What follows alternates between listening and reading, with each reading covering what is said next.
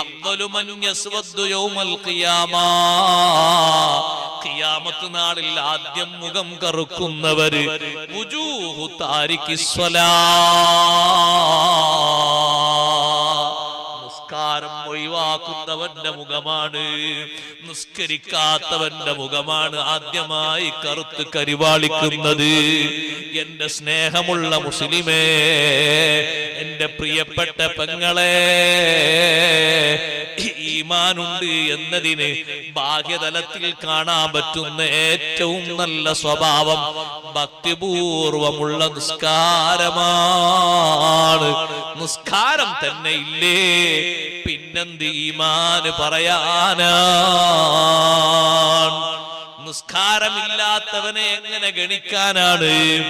അവനെ ഏത് പേരിട്ട് വിളിക്കാനാണ്?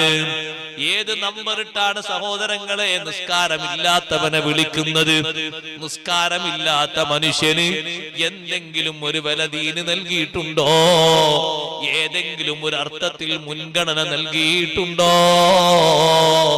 പാരത്രിക ലോകത്ത് എത്തുമ്പോ മുഖം കറുക്കുന്ന ആളുകള് നിങ്ങളെ കുടുംബത്തിലുണ്ടാകരുത്, നിങ്ങളെ വീട്ടിലുണ്ടാകരുത്.